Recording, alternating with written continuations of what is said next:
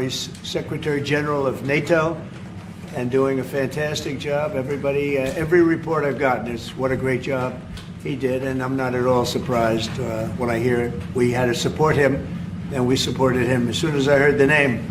But he was a fantastic prime minister, and he's doing a fantastic job. An even tougher job. Which is tougher, being the prime minister of Netherlands or?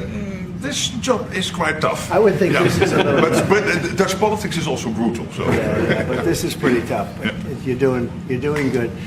We're going to be discussing a lot of things. Obviously, we'll be discussing what's happening with respect to Ukraine and Russia. At this moment, we have people talking in Russia. We have representatives over there, Steve Witkoff and others, and they're in very serious discussions. As you know, Ukraine has agreed, subject to this, what's happening today, to a complete ceasefire, and we hope Russia will do the same. Thousands of people are being killed, young people, usually, mostly young people. We were just talking about it. Thousands of young people are being killed a week, and we want to see that stop. And they're not Americans, and they're not from the Netherlands for the most part. No. They're from Russia, and they're from Ukraine, but they're people. And I think everybody feels the same way. We want it to stop. It's also a tremendous cost to the United States and to other countries. And it's something that would have never happened if I were president, and it makes me very angry to see that it did happen. But it happened, and we have to stop it. And Mark has done some really good work over the last week. We've been working together, and he's done some really good work, so I'm very happy about that.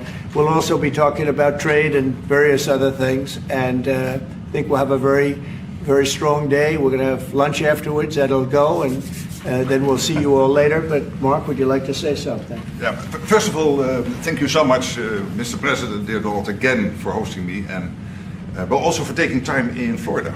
A couple of weeks after you were re-elected. That's right. And of course our phone call a couple of weeks ago, and I must say, Trump 45, you originated the fact that in Europe we are now spending, when you take it to aggregate, 700 billion more on defense than when you came in office in 2016, 2017. But that was Trump 45.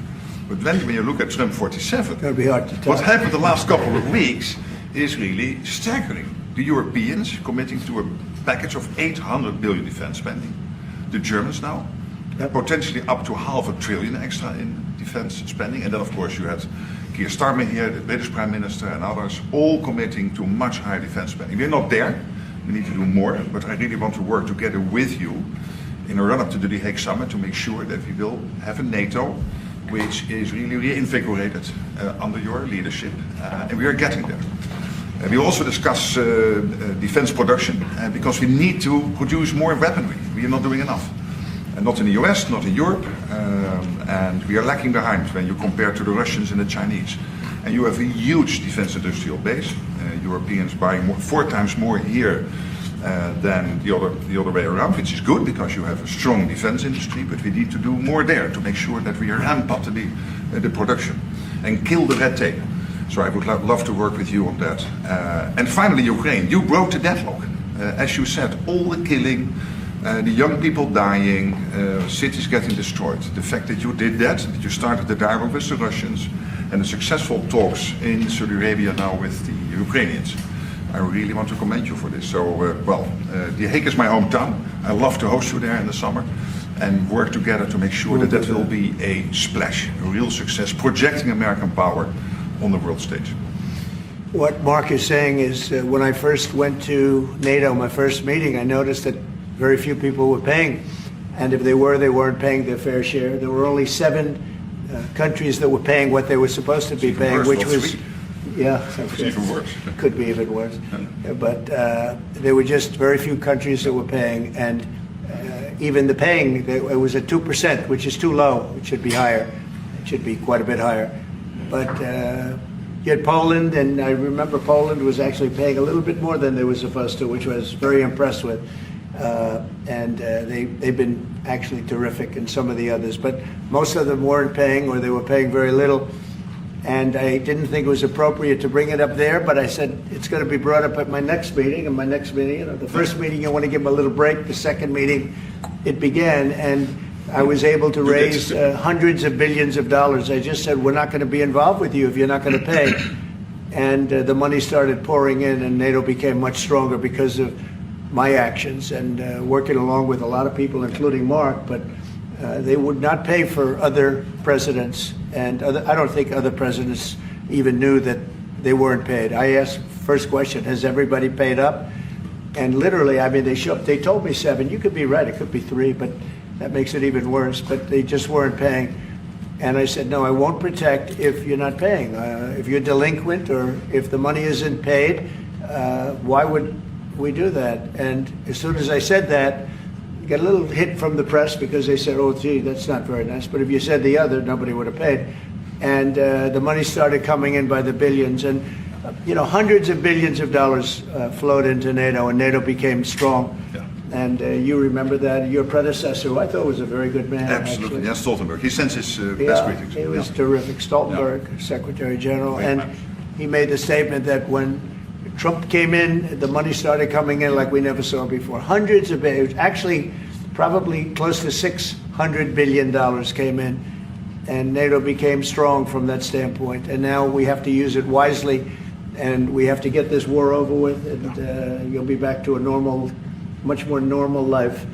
And maybe we're close. We're getting words that things are going okay in Russia, and it doesn't mean anything until we hear what the final outcome is. But they have very serious discussions going on right now with President Putin and others, and hopefully they all want to end this nightmare. It's a nightmare. It's a horrible thing when you look. I get pictures every week. They give me the pictures of the battlefield, which I almost don't want to see. It's so horrible to see young people laying arms and legs and heads laying all over the field. It's the most terrible thing that you'll ever see. And it's got to stop. These are young people with mothers and fathers and sisters and brothers and friends. And it's got to stop. So we hopefully are going to be in a good position sometime today to have a good idea. We know where we are with Ukraine, and we are getting good signals outside of Russia as to where we are with Russia.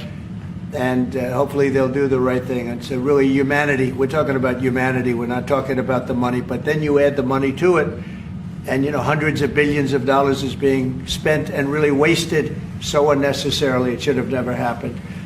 So it's an honor to have you here. They picked a great gentleman. I'll tell you, I was so happy to hear, because you had somebody, Stoltenberg was really good, and you have somebody that's going to do an incredible job. And I was so much in favor of you. You have no idea. They had another person that I did not like. I was not happy. And I think I kept him from, you know what I'm talking about. I said, this is the right man to do it. And he really did. He was a great prime minister of the Netherlands. He did a great job. And that's what he's doing right now. So thank you, everybody, for being here. And it's a very great honor to have you. And we even have some of our great energy people here today, right? We have the governor, and we have Chris. You know Chris, right? Absolutely. He's supposed to be the most talented man in the world of energy, according to the governor. So I don't know if he's right. And we have General. You've been fantastic. Thank you very much. And we have a lot of good people that won't be so much involved with this, but they wanted to see what was happening.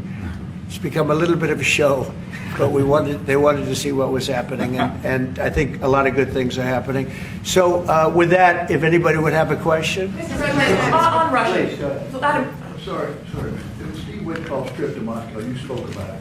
What sort of agreement do you hope he comes away from this with? Well, we'd like to see a ceasefire from Russia, and we have, not been working in the dark. We've been discussing with Ukraine land and pieces of land that would be kept and lost, and all of the other elements of a final agreement. There's a power plant involved, a very big power plant involved. Who's going to get the power plant, and who's going to get this and that? And so, it's not an easy process. But phase one is the ceasefire. A lot of the individual subjects have been discussed, though. We've been discussing concepts of land, because you don't want to waste time with a ceasefire if it's not going to mean anything. So we're saying, look, this is what you can get, this is what you can't get.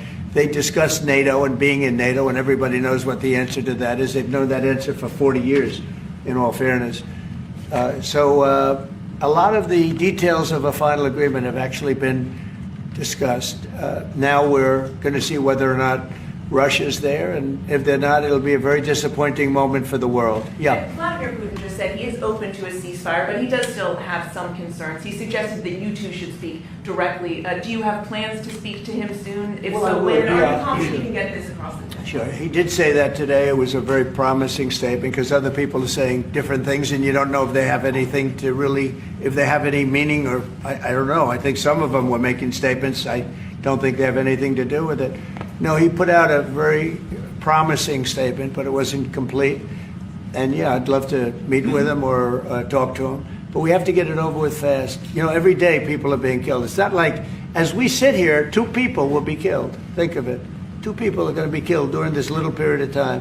Thousands of people a week are dying. So we really don't have very much time. We have to make this fast. It shouldn't be very complicated. Mr. President, Yes. a representative of Canada, the finance minister, are in town and will meet members of your administration during the day. Any chances that you will ban on the tariffs on aluminum and the ones that are planned for April 2nd? No. You are not going to change your No, mind? not. Look, we've been ripped off for years, and we're not going to be ripped off anymore. No, I'm not going to bend at all. Aluminum or steel or cars. We're not going to bend. We've been ripped off as a country for many, many years. We've been subjected to costs that we shouldn't be subjected to. In the case of Canada, we're spending $200 billion a year to subsidize Canada. I love Canada. I love the people of Canada. I have many friends in Canada. The great one, Wayne Gretzky, the great. Hey, how good is Wayne Gretzky? He's the great one. But we have, I know many people from Canada that are good friends of mine. But, you know, the United States can't subsidize a country for $200 billion. We need their cars. We don't need their energy. We don't need their lumber. Anything they have.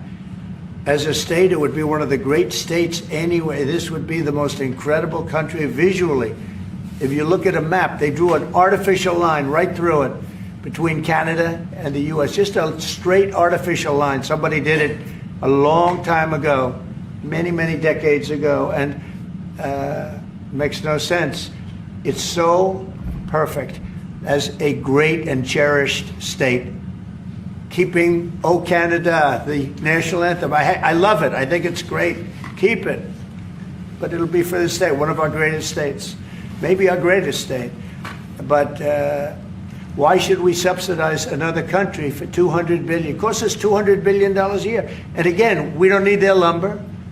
We don't need their energy. We have more than they do. We don't need anything. We don't need their cars. I'd much rather make the cars here.